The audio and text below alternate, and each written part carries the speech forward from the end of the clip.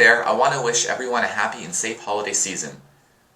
Today is Boxing Day, and our province of Ontario, Canada here has gone into another lockdown, which means my dental work will be put on hold once again. I work in the manufacturing industry and we're still running, but we're off for the holidays. I want to share some highlights of some of the many videos that I made this year. Most of us had a difficult time with this COVID-19 pandemic, and some of these videos reflect upon it. So sit back and I hope you enjoy. Here we go. I enjoy doing these vlogs. I want to be the voice for people living with HIV, and for the people who want to listen, or maybe learn something. I consider myself an HIV/AIDS activist. I do not get paid for this, nor do I ever expect to be. I know it's not for everyone. If you choose to remain silent, I get that. For those who do come out and say, hey, I'm HIV positive, and own it, you are an HIV/AIDS activist. Yeah, so what I wanted to say was, people back home, just calm down. Like, I'm living in the ground zero and nobody's freaking out like this.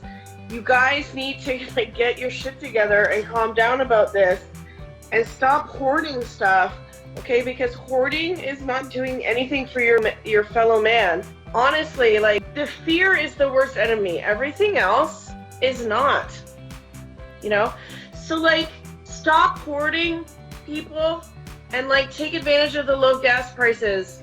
But yeah, seriously. That's it, right? Yeah. Well, here it goes. First time I'm ever going to do this. So, we'll see how it pans out.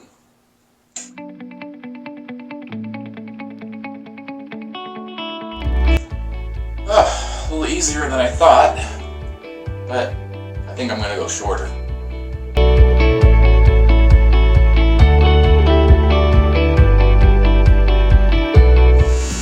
Well, I know what clipper not to use is number one, unless I might get used to it, but holy crap. Wow, look at that. Holy.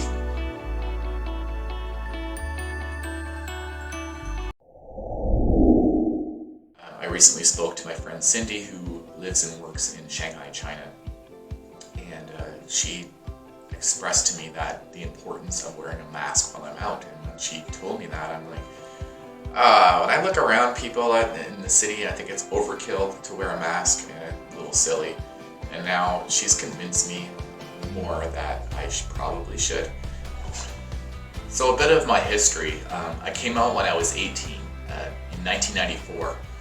At that time, there was no Ellen, there was no Will and Grace, there was no role models out there in the public eye to say it's okay to be gay. It was quite a different time then, especially where I live in a small city.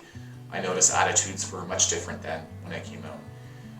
Thankfully, today it has improved greatly.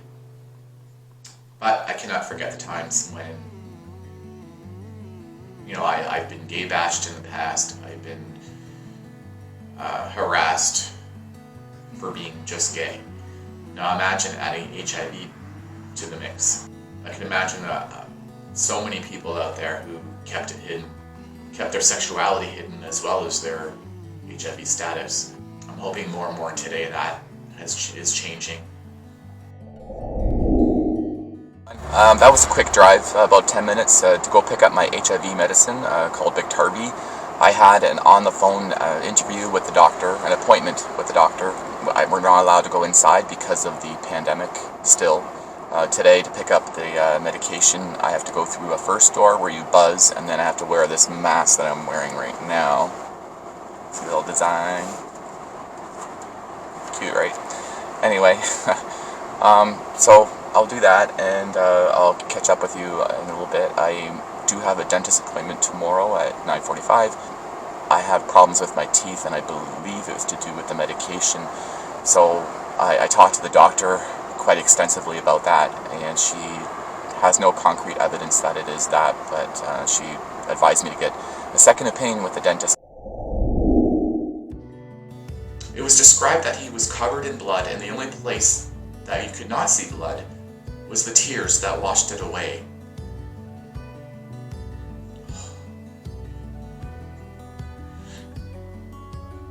Matthew Shepard died as a cultural age of innocence. I would say it's blissful ignorance. Candlelight vigils were held all over the nation. Celebrities and politicians spoke out about the horrific hate crime. Matthew needed help for addiction, and he never got it. He didn't deserve this to happen to him. But the killers got what they deserved. Aaron McKinney and Russell Henderson got life in prison without the possibility of parole. The night that I was infected with HIV, I went over there and I was feeling pretty good. I had a few glasses of wine. I'm not a drug user, and he was using something out of a pipe, and I didn't even know how to use it, but I agreed to use it even though he wouldn't tell me what it was. Granted, that was a huge mistake. All my inhibitions were gone, and I did anything and anything with him. By the morning, I knew I needed to sleep, but I was feeling restless, and my heart was pounding, and I couldn't sleep. So I ended up going home, and I couldn't sleep either there. I wasn't sure what the drug was, and that's the worst thing ever. You don't know what kind of side effects, especially me not being a drug user. What a mistake. I recently installed a bidet. It was inspired by my friend Cindy, who lives in China, and also I saw the guy I follow on YouTube, how easy it is to install into your bathroom. I absolutely love it. I feel cleaner. On average now, I use 1 roll of toilet paper about every 5 days. That's excellent. And it wasn't all that expensive. Next question, how quickly can a blood test detect the virus? I've gotten this question quite a bit. I'm gonna say it again though, because it's important. For me, I started to develop acute HIV symptoms within a week, and then at the end of the second week, I've gotten blood work done, an HIV test included. And then a week after that, so 3 weeks, about 21 days after exposure, I was tested positive for HIV. I was doing some research, and I've seen that they can detect it in the blood as soon as 10 days. Another question I had from a viewer about the rashes. Do they itch? No, they did not itch, and they're about round and raised little bumps on my upper torso and upper arms. So it was about 2 weeks after exposure, I started to feel the symptoms of HIV. By the end of the 3rd week, I got blood work done.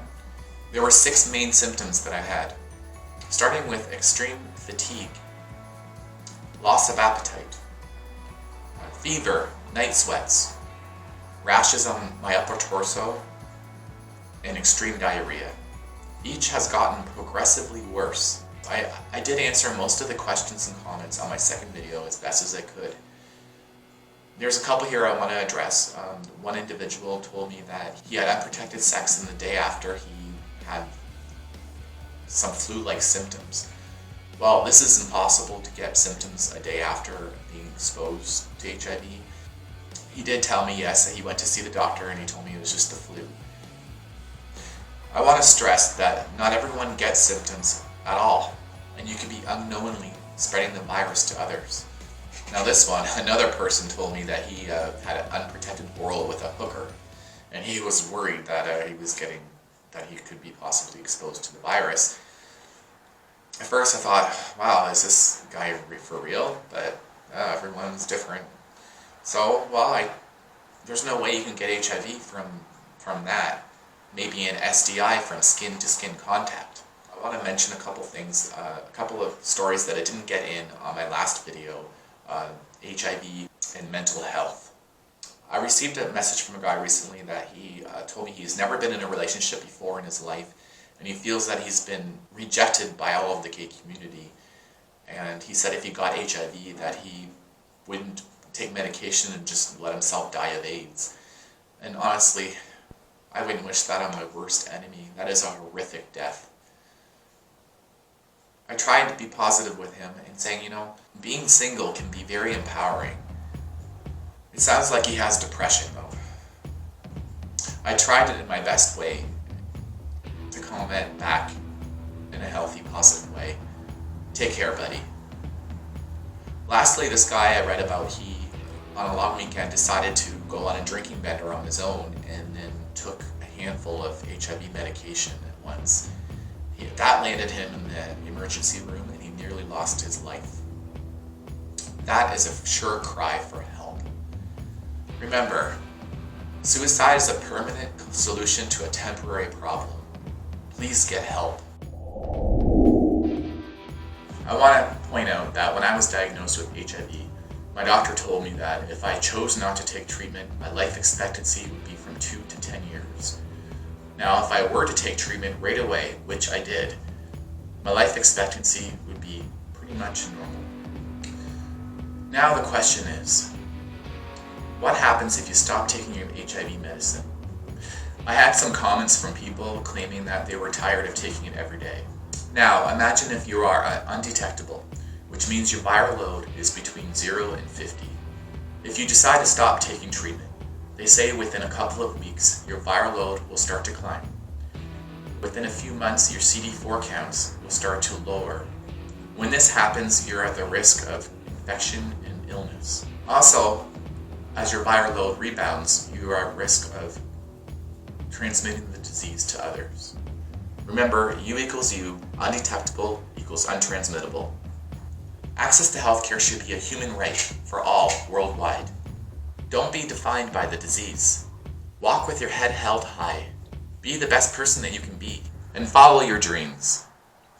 I have never been much of a strong public speaker, but I face my fears head on, and I keep trying to improve as I move forward. I appreciate you all watching as I go through my journey in doing this. Happy New Year to all of you, and I have great hope for a brighter new year to come. Have fun and stay safe out there. Please like and subscribe if you haven't already. Tap that notification bell. For now, Michael K here. Take care, everyone.